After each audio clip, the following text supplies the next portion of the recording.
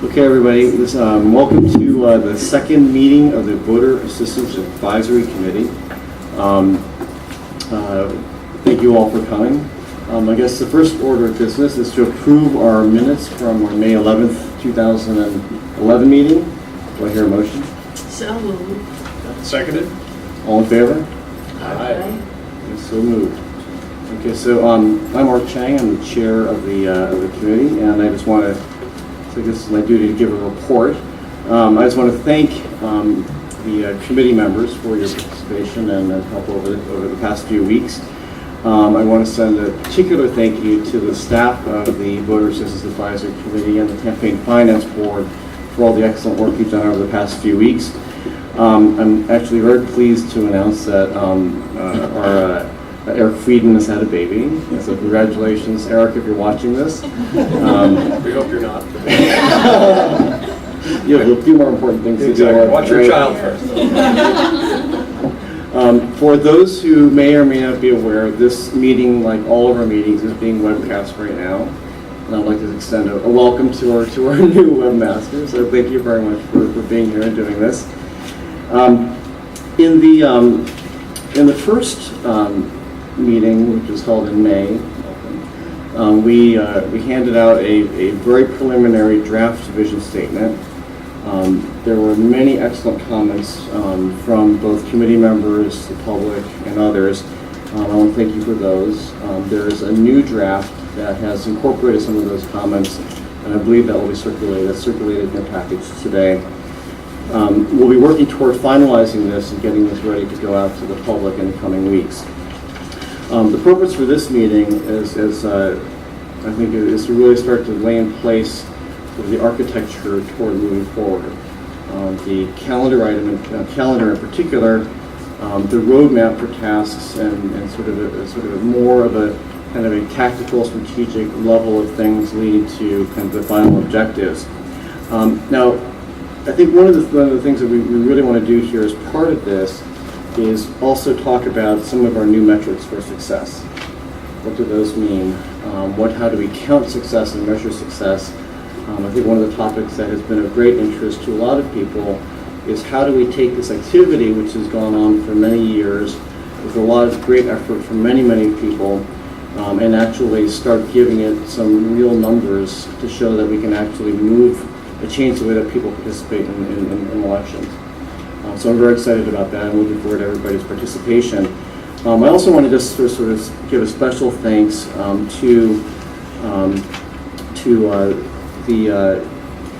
Neil Rosenstein and his group. We've had a couple very, very engaged, informative meetings, a tremendous amount of passion and interest in this topic. I think we've had some very, very good discussions. So I want to thank you for the extra work that you've put in, both in doing all these meetings. I look forward to more dialogue with you. With that, I'd like to turn it over to our what is your title? The coordinator? Coordinator Director. Coordinator Director, the fabulous Anita Coward-Mayers. Thank you, everyone. I want to be able to see you also. Sorry. Well, following our chairman, and as we talk about measure of success, that's really paramount for what we've been working on. Some of the things that I wanted to report on today is one, we are working a lot with Local Law 29 and 34, as you know, which calls for the agencies, New York City agencies, to distribute voter registration forms to their clients and customers, as well as Department of Education to distribute voter registration forms to graduating high school seniors. So I am happy to report that the Department of Education has already this year fulfilled their mandate.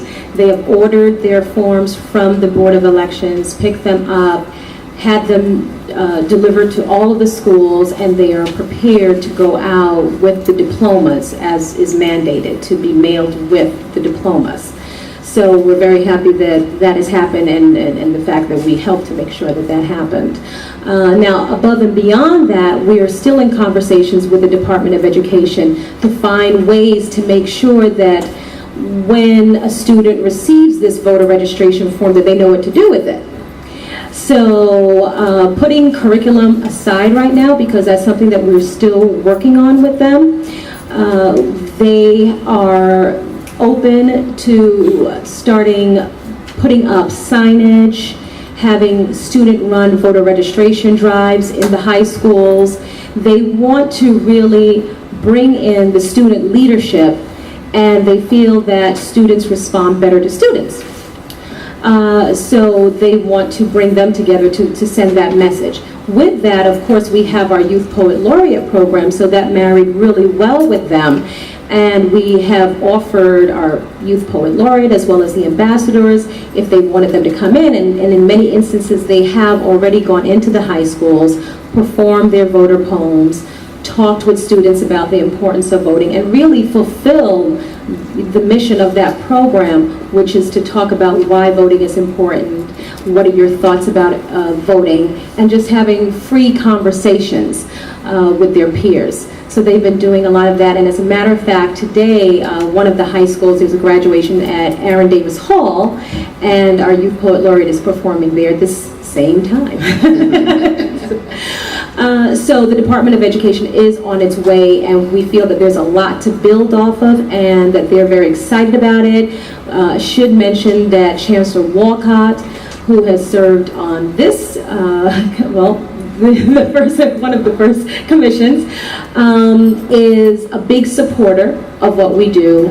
He has been involved with the Youth Poet Laureate program for the last 2 years, announcing the winner. And so we're really pleased that with him there, that we're going to be able to move forward a lot of our programs within the Department of Education. Now, moving on from there, I had a great meeting with Valerie recently, and we have worked together a lot in the past, and last year, of course, we worked very closely with the new machines, and this year her campaign is poll worker recruitment.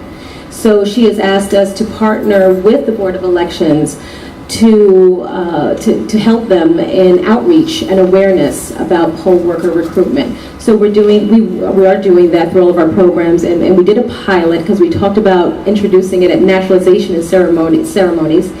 And in our last one on June 17th, I would say that almost 90% of everyone we registered to vote also signed up to be a poll worker. Right. So we are excited that if we add that element into the work that we do there, that while new citizens are excited about becoming Americans and their civic responsibility, that they will also sign up to be Election Day workers. So that work is going on. Also, we're continuing our plans to have a series of panel discussions in the fall about the judicial elections. And Amy and I are really working on this because we're trying to frame it in a way that New Yorkers understand who's elected, who's appointed, you know, who are these people that I'm voting into office for 10 years, 12 years, what is that going to mean for me? So we are partnering with many groups, and we're looking for more partnerships so we can have a citywide discussion on understanding judicial elections. And we're looking for organizations with that are member organizations, so they can help us to continue to spread the word. We're going to, the communications unit here is also working with us, so there will be a web presence of it, and also that we'll have some printed tools also that people can walk away with that talk about all of that. Also, we have a relationship with NYCHA, New York City Housing Authority, and that is one of the areas that Valerie and I are also going to work on, where we are going to call the tenant presidents together and ask them to help with the poll worker recruitment. The YPL program is going to kick off on September 8th, and we will have a new class. We don't know how many as yet, but students have been signing up already, so we're really excited about this new class of students who will come in and will be trained, and many of them will be trained here at the Campaign Finance Board offices, and we'll have those on November 5th will be the finals, so everyone will receive their invitation to the final slam, voter slam at Cooper Union.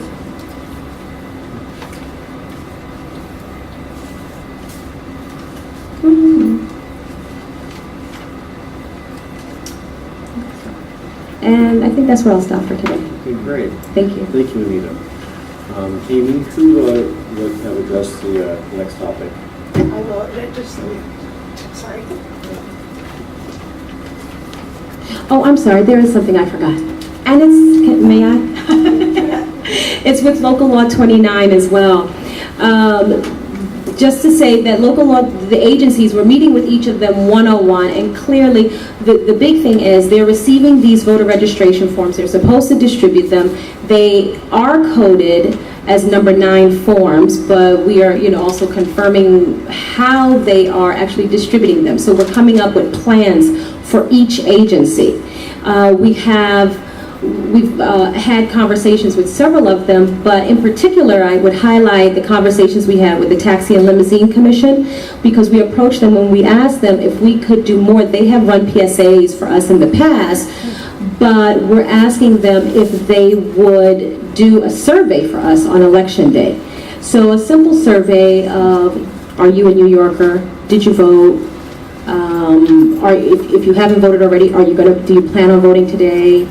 And they have said that they would be very interested in doing that. And as of yesterday, they have met with vendors, and so they feel that they'll be ready for next year to incorporate that into the Taxi TV portion of it. So that's something else that is happening. And I just wanted to share that, I'm really looking forward to the advice and the recommendations of this committee. And if there are areas that you're interested in, to please let me know, because I do really welcome your participation in the work that I do and that we do as an agency. Mr. Chairman, may I just address Absolutely. Anita?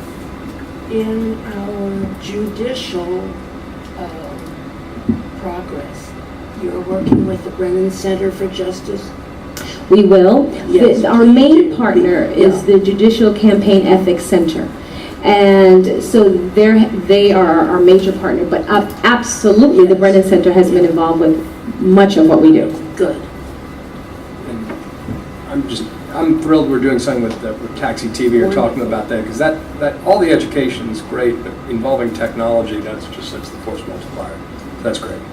Thank you. And I have a question about timetables. When you think about these education efforts, these outreach efforts through Local Law 29, is there a specific timetable that these are all pointing towards? Is there a set of milestones that are all coming together? What we have started to do is we took them 7 at a time, because there are 19 of them, and then you have all the community boards. So between scheduling the meetings and getting out to all of them and then writing up the plans and negotiating with them, because what we have found are, the law itself sometimes is a little, you can interpret it in various ways, and it has to work for that agency. One of the things that they have found is in terms of distribution of forms, they can put forms out, but how do they put them out? How will the people see them? If it's a place like human rights, where most of the people coming in are complaining, they're not in the mood to see voter registration. And do they have posters to go with them? And so that's something that we're going to be working on with the Board of Elections as well. So they need more signage. They don't want to necessarily have to just place voter registrations form on a table. Could they be in something more of a display? They're required that when they print any new applications, that they should print and attach a voter registration form to it. That sometimes is cumbersome for some agencies to incorporate a voter registration form as part of their application. So we're trying to see how close we can get. What they have agreed to is if we create an article, which we are calling a voter spotlight, and we give it to them on a quarterly basis. They will share it, they will email it, e-blast it, they will put it on their intranet, they will send it directly to their clients, directly to their staff, and that's something that really has changed since I've been here with the with the CFB, is that we never really concentrated before on staff, and staff is a big part of it. So we're now coupling both their customers and their staffing, so they know that they can really control their staff, so they're starting to incorporate all that we have to the message that they give to their staff, and now they're also trying to see what are the best ways to also incorporate that to their customers. I mean, and so the timetable, to speak to that, is, Correct. I mean, this is a a legal requirement that these agencies are required to distribute the registration drives and the registration forms. And so what we were hoping is, to have some agencies incorporate some of these tools this year. I mean, it's not a huge election year, but hopefully that by next year, when there's a presidential election year, that almost all the agencies will have incorporated at least some of these additional tools in their legal requirement of distributing the voter registration form, so that there'll be sort of added value rather than just, here's a form to the, meeting the legal mandate or exceeding the legal mandate. And we would like them to try to exceed the legal mandate. And I think that, Nita and, her members of her staff and Shauna, our deputy executive, our director of operations, has, they've really done a really good job of meeting, almost all the agencies already. And I mean, you'll see in your materials, so there's a plan of how we're meeting with those agencies. And so I think that, we certainly will succeed in having some of the agencies at least incorporate some of these plans by next year. And it's really trying to get them to, like you say, think out of the box. I go back to the human rights because, again, there are times, or even with NYCHA as well, we've had conversations, even though they don't fall under 29, where they feel that they don't have an audience that's open to the message. And how can they turn that into something that their clients would be interested in? And even with human rights, they talked about, well, maybe there's a way we could publish a published book about, voting rights, or, so something that really gets into what their mission is, and something that can bring in what we do, and they can use that as an educational tool then to their clients. So it's really spending time with them and trying to find tailoring it. the plans Exactly. for each agency. And, to the question that I ended my summary with, to what extent, is there a way for us to measure success? I mean, how are we going to evaluate how successful this program is? Local Law 29? Well, that's why it's very important about the coded forms, because the Board of Elections, in their last annual report, reported that they were able to report what they distributed, but not necessarily what was actually sent back. So that's something that we're trying to work on now. So we're trying to trying to figure out what those metrics are and how can we measure them. And that is clearly one way. Like CUNY has a very solid way of how they measure it. Theirs are also coded, their forms are coded, and they collect them themselves. So when you go to an agency, a lot of times the person will receive the form, and most times they receive the form and they leave with the form. So no one is actually collecting them, so you don't know if the person registered through that form or registered somewhere else, but because they were first exposed to it there. So there's so many different factors, to consider as well with the Local Law 29. And I think when it was written, it was really to provide more opportunities and more awareness and more exposure. So if you're going to these different places, you're getting touched. So each time you're being touched again with the message. Yeah, I mean, I think there are two different success metrics there. One is to improve as far as we're concerned, is to improve the methodology by which the form they meet their legal mandate. So, if we have a number of agencies that are engaging their populations in these different ways, that's one measure of success. And then, really keeping track of the forms as they come in is another measure of success. But I think as a first step to try and really improve the delivery of the message would be a big step. It sounds like it's all paper-based right now. Yes, except for the voter spotlights, which are going to be electronic. And this is because the voter registration forms have to have physical signatures? Yes. Yes. Is that a legal requirement? Yeah, I think it's. Yes. In New York State, there are some states where it is not a requirement. So this is a state level. It's the Requires verification. Yes. That's sort of the idea. It's a so-called verification. Yes, exactly. Yes. But it is the signatures on those forms through which the Board of Election prepares the voter rolls when you go to vote. Right. So to remove that impediment, to bring it online, make it web-based, we'd have to have a change in the legislature, right? State level, yeah. Although there are probably other parts of the form that we can pull out and make interactive. Yep. Like, for instance, if we wanted to, people want to know where their poll sites are.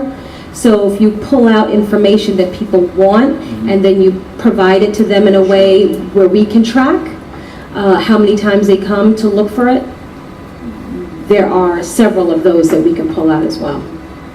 So once they actually register, then everything in terms of can be put online subsequently, but they just need to take legally that first step. Do we know the amount of new registrations each year? Is there sort of a baseline? There's a 3% increase or? I have to look at so I can get that back to you. So we know what our bar is. Yes. Yeah, well, the other data points are, what's the aggregate number of workers in these agencies who would be reached by this communication, and then what's the quantity of the people who are flowing through the system who might also be touched by this information? So we'd actually start to be able to have real metrics for this. And I wonder whether, as to whether some of these forms could actually start to be web-based, where only the signature field is left open, whether we can actually try to start to measure, increase the number of people who at least are engaging with the form, and then we can see what the resistance is to actually signing it. So I think that might be informative, especially if we end up having a conversation about legislative initiatives around electronic voter registration. Fill it out, Yeah. they mail you something, you sign it, pop it. Correct. Yeah. Correct. I think the loss factor in that would be very interesting. But these agencies that we're talking about, is it realistic to think that the non-hard copy, that the web-based is going to be relevant at that point? Some of the agencies we're talking about, I imagine it's not going to be a very effective way of reaching people, an effective way for them to, they're going to prefer the hard copy. The chances of getting them to look at it is going to be much more through a hard copy. I think that's true. I think, the whole idea behind the motor voter law was that, to physically provide the voter registration forms. And I think that for some of the agencies that are covered under the law 1929, that definitely is the case, that, having a pile of registration forms is going to be one of the more effective ways of reaching people, if you have the signage and the appropriate kind of materials that go with it. But I think there are enough agencies that have a web presence. So, I think of, I need an example of the Human Rights Commission. Obviously, when someone is going to make a complaint, that's probably not the best time. Consumer Affairs is another one of them. At the moment that someone is inspecting your business, you're probably not so engaged and want to be registered to vote at that moment. But you might go to their website to get information. Right. So if I want to know, do I have a claim to file, a claim under the Human Rights Law, or what do I need to do to file a registration, for the Department of Consumer Affairs? I might go to their website to find that information, and if in a fairly prominent place they have information about registering to vote or even the registration form, you might catch people in that way, because I think a lot of people, still there are a number of people call 311 to get information, but I think a lot of people, go, if I just want to find out information, you might look on the website and touch that way, and I think it's just, we'll find out. I mean, and if we do some of these things, you might be able to reach some other agencies that are not technically covered under the law, because we'll have the materials already prepared. It might be the stuff, it's not either or, it's Yeah. not doing, just electronic or just paper, it's a both and, cover the bases, and I think the driver's, motor vehicle registration is a very good example, because that you get a form in the mail, and you can either send it back, or you can go online and do it. I've never been presented with an opportunity to, update my voter registration through that. The mailing, I just got that, and I'm just curious as to how much mailing any of these agencies do, because motor vehicles does it. I think that's the most effective. If you get a mailing of it, to get somebody to get somebody to come to a web, very difficult. To get somebody, again, these are new voters, or potential new voters, so they don't act generally in that fashion. That's an aggressive thing for them to go and actually find it there. Maybe you can get them to take a form at an office, if that's the best way you can reach them if they come in, it's great. But if there's any mailings that they're required to do, like I said, the motor vehicles form is tremendous. And I don't know whether they do mailings to their contacts, and if somebody comes in, is there a contact that way? There would be some agency who would say yes, and some, so they're all very, very different. One of the things that I do hear from them also, they have a physical unit, because what happens is if someone comes in and picks up the form, one instance is they leave with that, or if they wanted to register right then and there, what do? Where do they leave it? The agencies are usually very hesitant to take it back, because now they're responsible for collecting it and getting it to the right place. But if it was a contained unit that had a place where they can pick it and a place where they can fill it out and drop it back in, then we could pick them all up. And we have audited a lot of these agencies and gone to places and like not found them anywhere. Right? Yes. So, and sometimes they're running out of them, or, and there's also a lot of turnover at the agencies. So whoever was responsible and tagged as the voter representative is here one day and gone the next day, and that information wasn't transferred over. So a lot of the work that Stuart is doing actually is trying to track down who's the new person in charge of it. And in the charter it says the agency head is responsible for working with this. So, and the agency heads are all very responsive. So they will respond right away and say, okay, let me find a new person. Now, is there an effort also to get people to update their voter registrations? I mean, has that at all been a priority? I'm not sure of the question. So if you've moved Oh, electoral districts? yes. Well, that's part of voter registration. So whenever we're out, those are the questions we answer them. No one wants to say that they aren't a registered voter. No one wants to own up to that, right? So one of the laws is, well, have you moved recently? And are you going to be away on election day? So you give them all of these different questions that are there on the form, and then they may gravitate to one of them and say, oh yes, you know what, let me fill one out. That certainly was seen to kind of go hand in hand with the motor vehicle registration issue, that if somebody's moved or you're renewing their driver's license, that's a perfect time to capture whether they have. You should also update the voter registration form. Well, that question is on the form. It says if you've moved, change of address. Right. Then So it's not just new voters, it's also Correct. making sure that the data is correct. Mhm. Exactly. And if you want to be an election day worker as well, they have the option. Perfect. Is there any more discussion on this topic? Okay, well, thank you, Anita. That was an excellent report. Amy, would you like to give a report on the policy for meetings and meeting dates? Yeah. I guess, well, I think we'll talk about the future meetings and public hearing dates in a second, but I guess there had been some discussion at the last meeting and in between, before that, about how these meetings would be conducted, and after doing a fair amount of research and discussion here, the staff is recommending that we conduct these meetings in accordance with the open meetings law, which we are right now. So I don't know if the committee would like to vote on that. or, it's just continue operating under that presumption. But I think, if you want to have a vote to just agree that, that with the staff recommendation that you conduct the meetings under the open meetings law, that I think would be a I'd good like idea. to make a motion that we agree with the open meetings law. Terrific. Second. Thank you. Good. All in favor?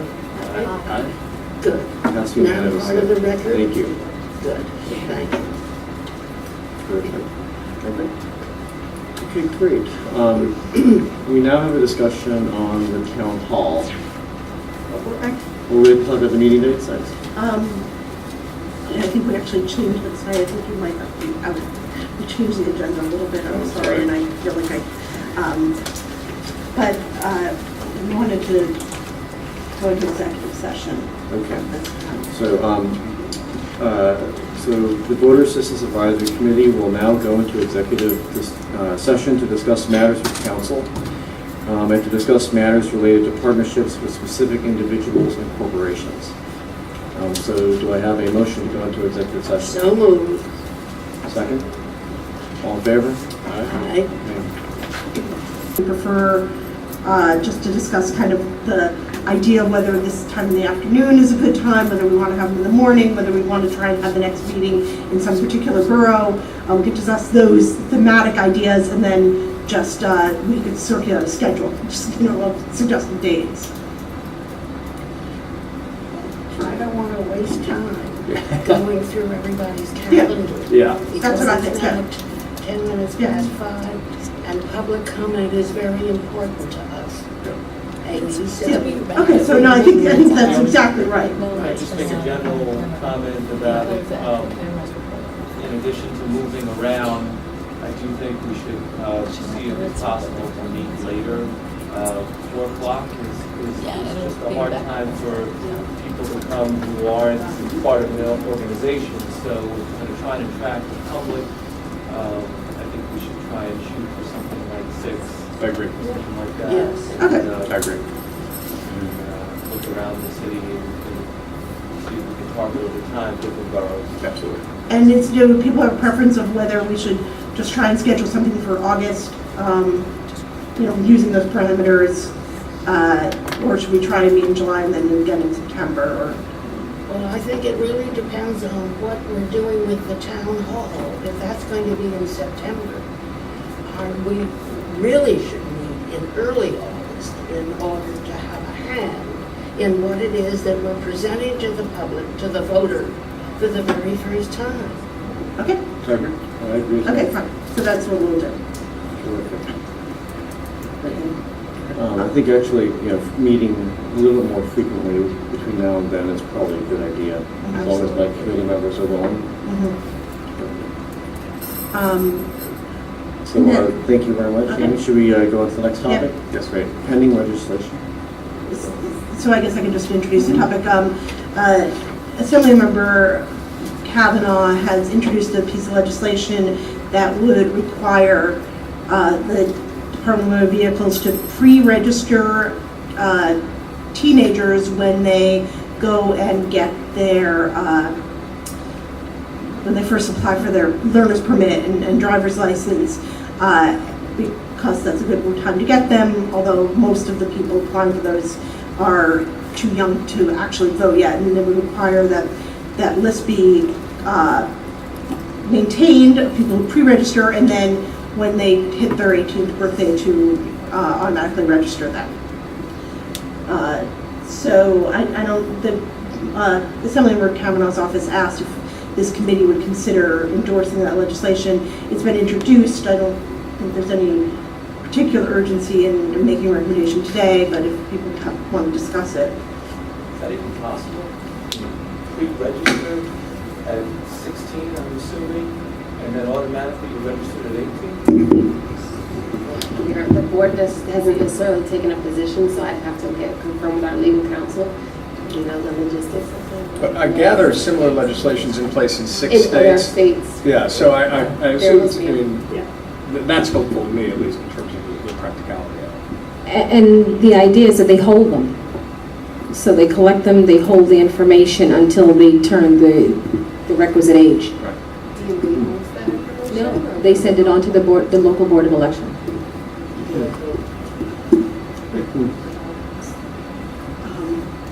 I guess the state board elections, because they maintain the voter list, right? So, so I mean, but there's no action that really is required today. I just wanted to see if the committee had any discussion about it since we were asked about it. So, No action taken. the next item is and I know that we'll hear from in public comment, we were alerted that there's another piece of pending legislation that we wanted to talk about more after. The next piece of item of business is the staff has recommended ethical guidelines for the conduct of this committee and would ask the committee to adopt those ethical guidelines. For committee members. Yes. Did I not say that? I'm sorry. Yeah. Okay. Okay. We should Motion? explain that they mirror the guidelines for Yeah. campaign finance. They're very similar to the guidelines in the Campaign Finance Board. They're actually a little bit less rigorous. So I guess maybe for the benefit of the folks in the public, there are ethical guidelines that everyone who is a public servant in New York has to abide by, and there are guidelines that apply to the Campaign Finance Board in particular, of which the Voter Assistance Advisory Committee is a subsidiary. And so what is being proposed here are ethical guidelines that we as committee members will be bound to, that also are consistent with the ethical guidelines that apply to the Campaign Finance Board. Do I hear a motion to approve? Motion. Second. All in favor? Aye. Thank you very much. So moved. And then finally, I think we're going to open up to public comments. Marjorie, please go ahead.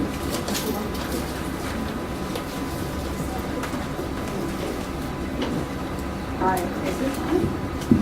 Yes, now. My name is Marjorie Shea, and I represent the Women's City Club of New York City. I have two comments and a question. The first comment is on motor voter NVRA and given your discussion on the local law 29, which requires other city agencies to register voters when they do their intake. I would caution you that one reason that particularly the social service agencies that are giving welfare and work assignments to people in need, one of the questions on the voter registration form is, are you a citizen? And we do not require people to declare citizenship to get social services. So that's one, it's not as straightforward as you would assume, just integrating those two forms. The other thing is, and I was on the NVRA implementation for New York State Committee when motor voter was done. And the other thing from the very beginning has been the difficulty in having the social services worker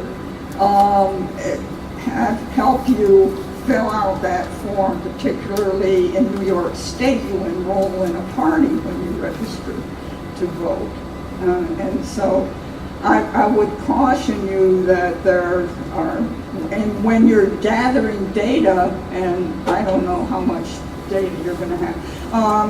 My other comment is on usability of the ballot. I mean, you've been talking about voter registration, but I have before me, and you can't see it from that distance.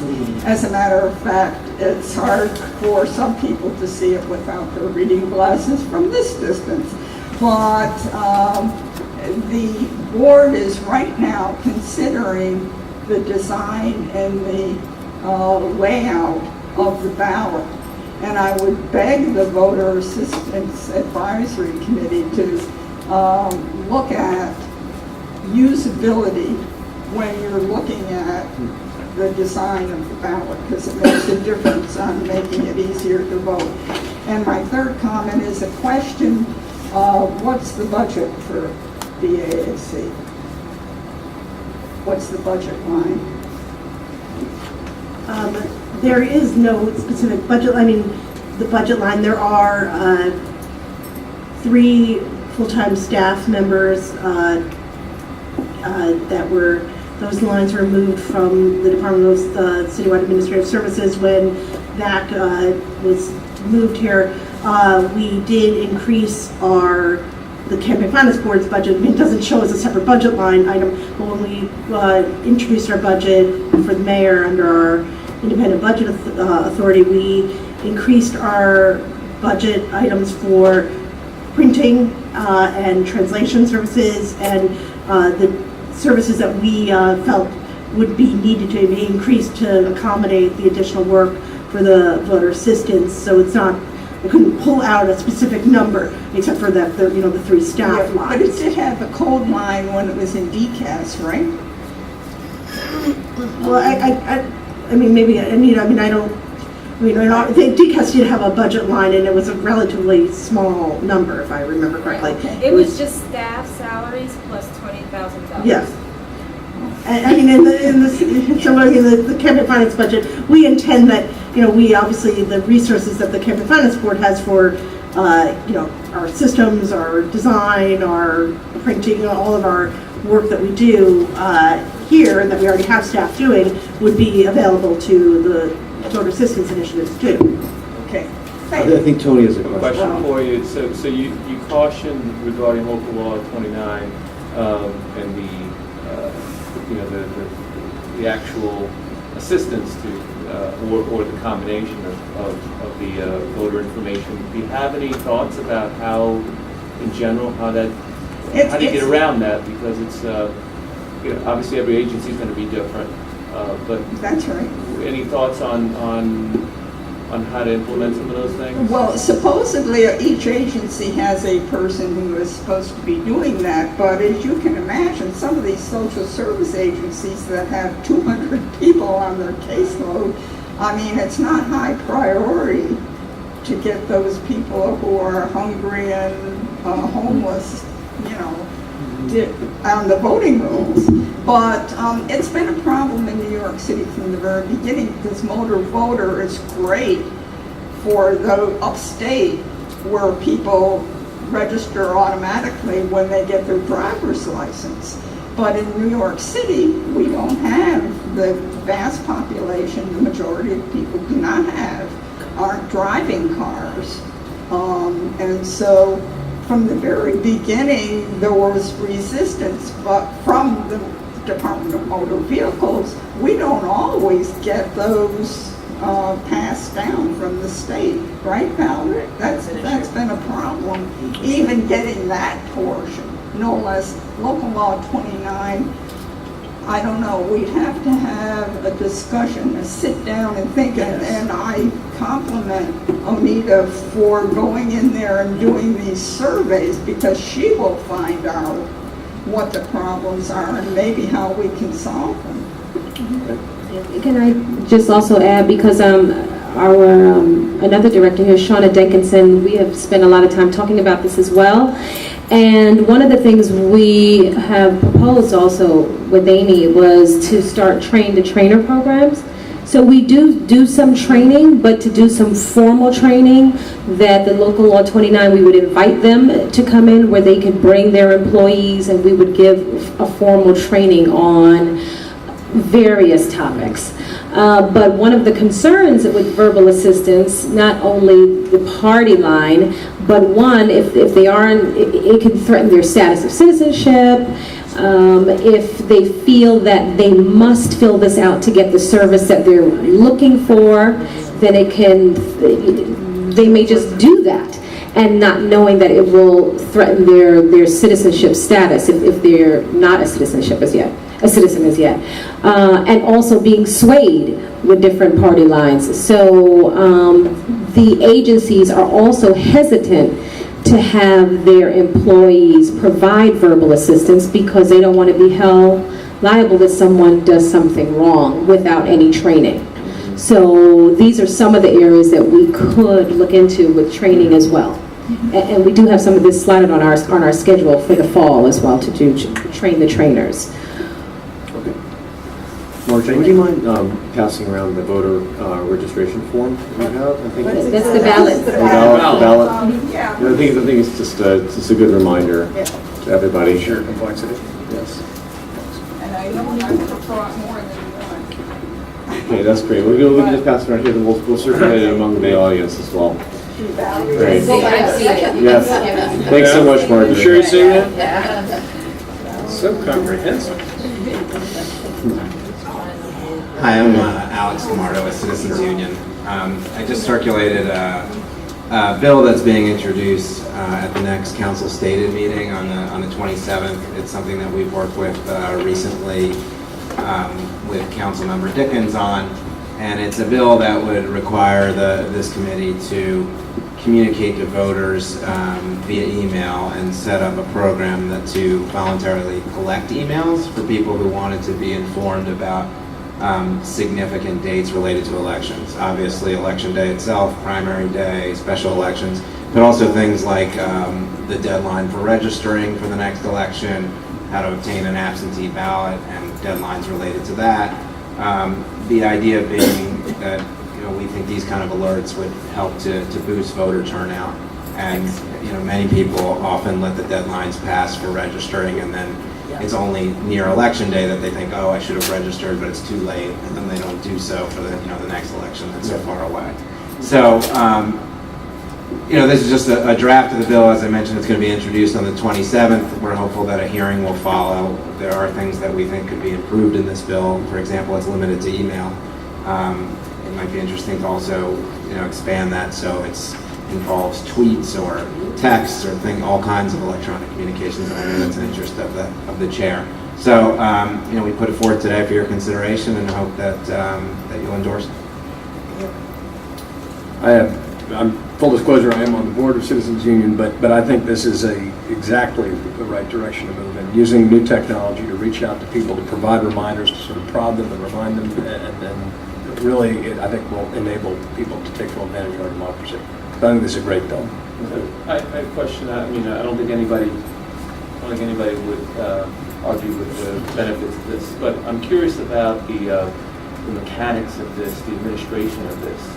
And this could be to either you guys or you guys. I mean, how practical is this to keep, to monitor? I mean, I know that, it's hard to keep this stuff current. What responsibilities are there to keep it current or not? How do you acquire this stuff? And then what's the administration like of something like this? I mean, I thinking can of the answer- home address because this moves a lot faster. Sure. Changes Yes. a lot more, subject to a lot more things like blockers and all of that stuff. So what's the mechanics in the administration of this? We tried to set out some structures in the bill, but not be overly prescriptive to allow for flexibility.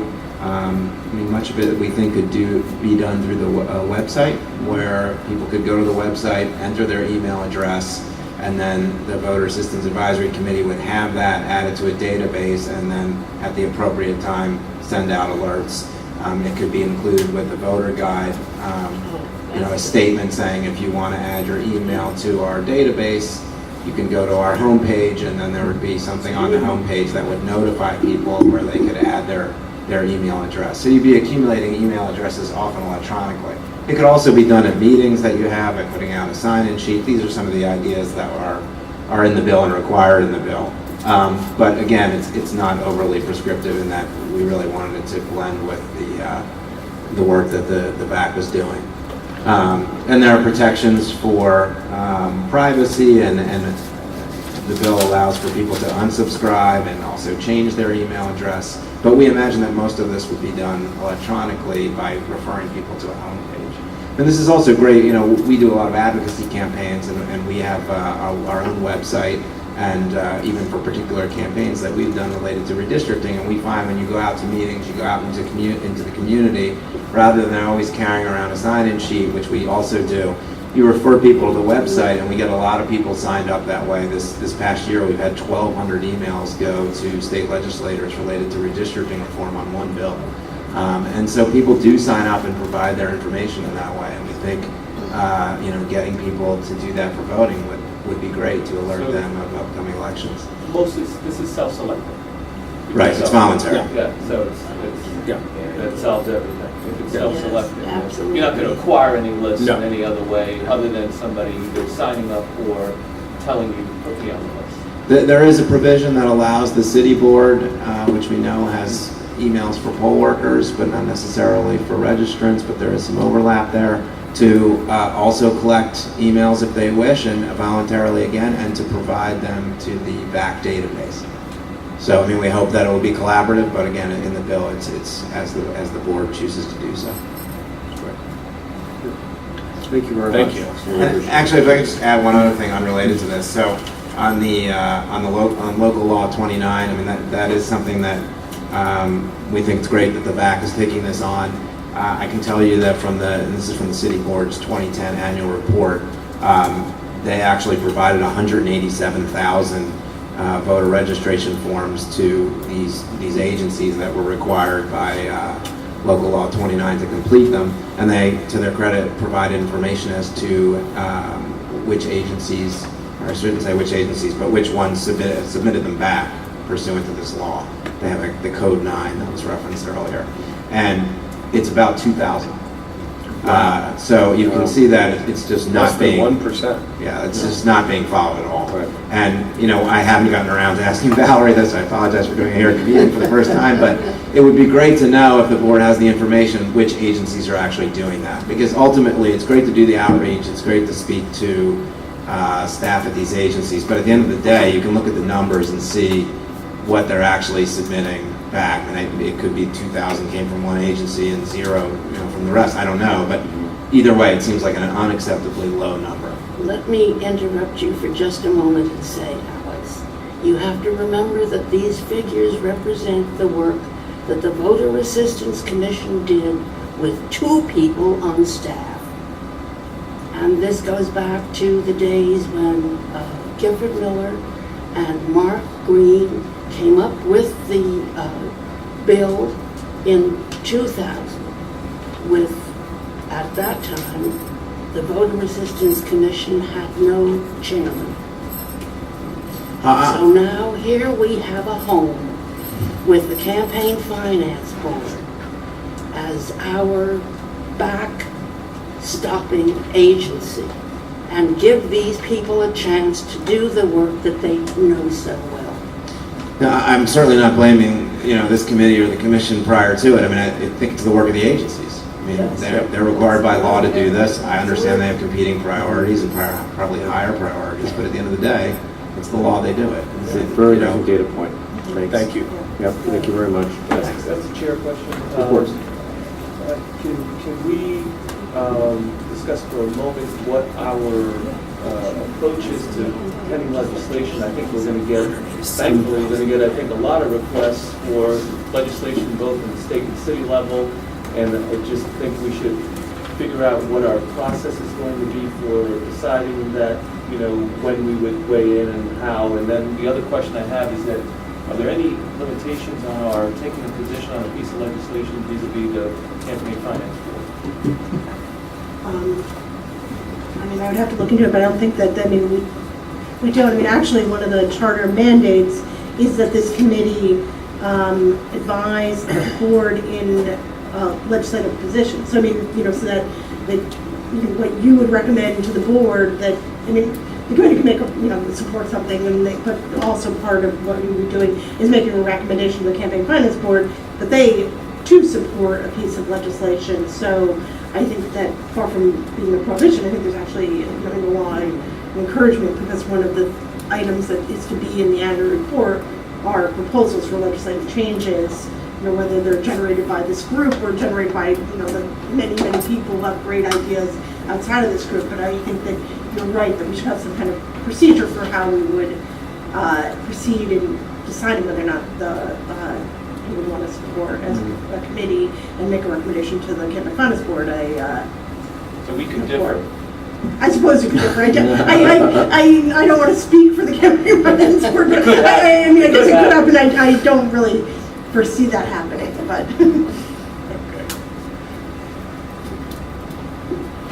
So, No, Do you have any suggestions? I mean, I guess it's open for discussion. It is How open we for would do it. discussion. I mean, just as a sort of as a matter of course, do these things, do you think, need some kind of legal review before we make an endorsement? I mean, I think that it would be helpful for you to get advice from the staff, both legal and administratively, not to talk about any of the two that we've talked about today, but, there might be proposals that are just, we would say are administratively unfeasible. They might be perfectly legal, but they might have some administrative difficulty in actually achieving them. So you want, I would assume, to hear that kind of recommendation from the staff. So would it make sense, if, I know we're very small, but would it make sense if somebody was able to review with the staff and then come back to the rest of the board and say, these are some issues that have been raised, et cetera, et cetera. We can all read this over, and I know from the fact you can read this over and think on its face it sounds fine, and then somebody points out, what this will do, and then you find out later on. So we just need to have something like that come back to us. So we can, these sound terrific, but I know there could be some reason why I'm not aware that it could backfire or not be. It's entirely reasonable that there be some formal process of legal review before we formally endorse it. And we may have three different levels of action. We may say we oppose it, we have no action, or we may support it. Do it on a case-by-case basis for the time being. Sure. Unless, one member of the committee would like to be the person to whom the staff talks about those proposals and makes a proposal to if someone who wanted to volunteer to be that person, we would be happy to work with them. I mean, I'd be happy to just to put it together and then move it along and pass it along. Perfect. Well, thank you for volunteering. That's great. great. Terrific. Neil. Hi. Welcome. Good afternoon. My name is Neil Rosenstein. I'm Government Reform Coordinator with NYPIRG, the New York Public Interest Research Rate Group. I just want to start off by, I don't know if it happened earlier, thanking the committee itself for having this public comment period, which I think is a great thing, and you deserve to be commended for it. It goes beyond the scope of the open meetings law, which gets to the second thing I wanted to commend you on, was not only embracing the open meetings law, but I think it's wonderful and it's refreshing to have had a vote at the committee, where for many years VAAC was, I think, restrained because of its composition and perhaps with some other matters from actually voting and taking positions on things. So I think it's fantastic that you as a group and as an entity have exercised that vote, and regardless of even what it was on, which I also appreciate. I also wanted to just take a quick opportunity to just thank the chair for meeting us with a number of the civic groups publicly a week or so ago, accompanied by Amy and other staff as well, and I think that was also important for us, opening up and starting dialogue. But then I wanted to get to the crux of my comments, and I would be remiss if I didn't point out or raise a question about the open meetings law. And one of the provisions for going into executive session, I unfortunately wasn't here, is before you go in, you announce why you're going in, but also just to make sure when you come back out, that if any votes were taken or any decisions were made, that has to be made public knowledge. I know a number of us in the audience were wondering about that, and just to make sure that those procedures are being followed. That maybe question. So thank you very much for pointing that out, and that I was remiss in actually not doing that. And I can say for the record that no votes were taken, no motions were made during executive session. True. So thank you for reminding me. And the rest of the public would confer that we did announce the reason for going to executive session before. And you also missed the fact that I wanted to take the opportunity to thank you and the other members of your group for coming in and spending all the time and sharing your enthusiasm and passion for this issue. I was updated. I was tweeted on it. Yeah. So I also want to commend you for the town hall, and I think it's a fantastic thing. One of our early suggestions to Amy and folks was the first thing you should be doing is having a big hearing. You kind of circumvented that also by having a public session, which is fantastic. I think you'll hear a lot of great ideas, and I just, because this is one of the first official open meetings, or the second meeting that the committee is having, just say I also thought it was wonderful to hear about your discussion about agency-based registration and local law 29. But in the follow-up, I just wanted to clarify, at least to my understanding, one or two things about Local Law 29. And we're big boosters of it, an agency-based, and are glad that the Campaign Finance Board and all its resources will be behind continuing the work that Onita has done.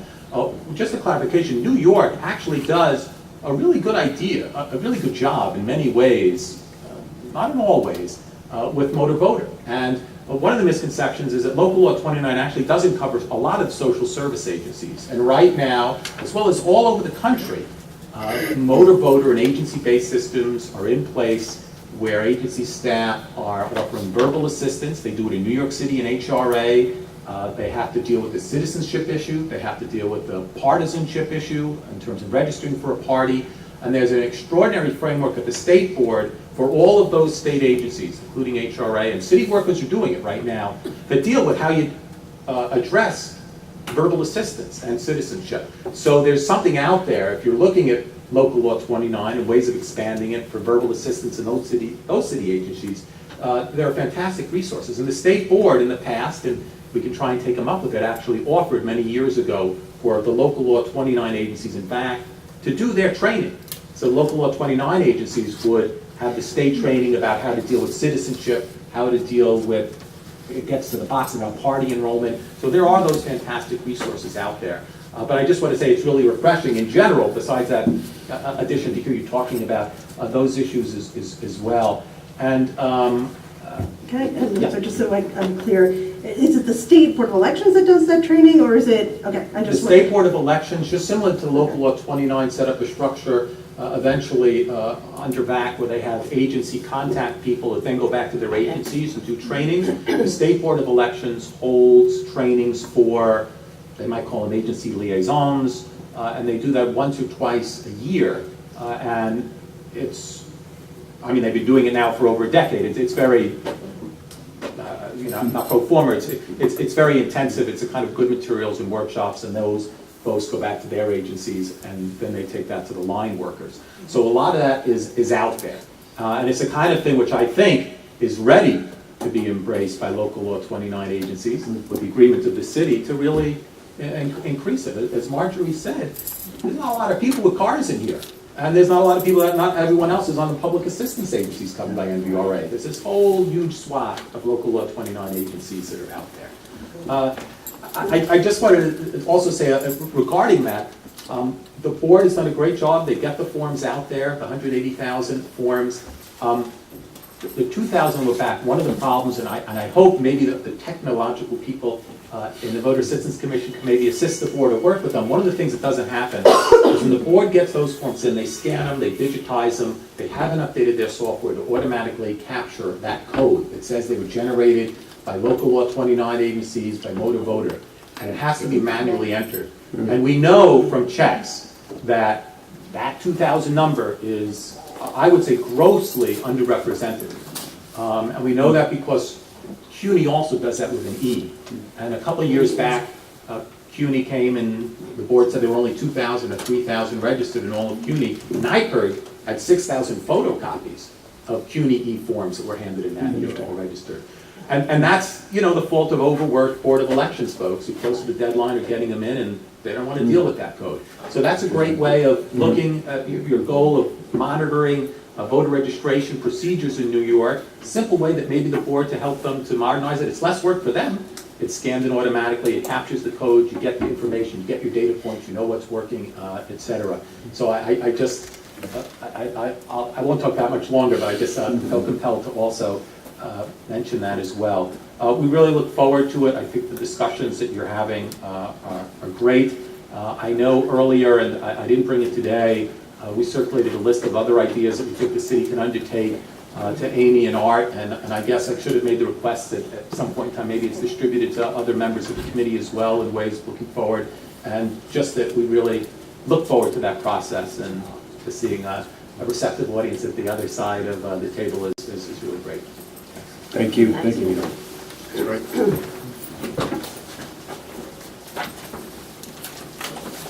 Hi, my name is Rima McCoy, and I'm with the Center for Independence of the Disabled New York, Sydney. I just wanted to make a couple of comments about as you undertake your voter education initiatives, I would urge you to make sure that the general public becomes more knowledgeable about the ballot marking device. I think when you ask, I gave a presentation yesterday to, I don't know, maybe 30 law interns, and I asked how many voted in the fall, and they all raised their hand, and I asked how many knew that there was an accessible voting machine, and none of them knew. And I find that generally when I talk to people about the work I do, and if they just don't know that it was there. They went to vote, but they don't know it was there. So when you go ahead and educate voters, please include education about the ballot marking device. And how it could benefit, how it may benefit them, especially the whole issue of the fact that it can function like a touch screen and in large print and make it really easy for people who are having trouble reading the ballot that Marjorie passed around that don't necessarily identify as someone with a disability. So I think it's really important to get that word out. And I would urge all of you, if you haven't voted using the ballot marking device, this upcoming election is a good one to try it out. That's a very good idea. Thanks. You got it. The other thing is that, and this is just another really brief point, is that I've spoken with some people at Campaign Finance Board and the Board of Elections about the fact that the Andrew Heskell Braille and Talking Book Library on 40 West 20th Street has a recording studio, and they offered to provide their studio and the talent to record voter information, because every election season I get phone calls from voters who are blind who say, you know, all this information is going out to the general public about elections and I can't access them. And so the library has said, we'll be happy to record your, the Campaign Finance Board puts out the municipal guide or any other, during the municipal elections or any other information. They will record it and find the talent and hand over the MP3s. And they will advertise this because they have 10,000 people receive their audio newsletter that goes out a few times a year. So it's a great way to reach people who are blind or have low vision. So I wanted to encourage you guys to utilize that resource. So thank you. Thank you. Thank you very much. Terrific. Are there any other comments? If not, then may I have a motion to conclude the second meeting of the voter assistance? Second? All in favor? All right. Thank you very much. Thank you.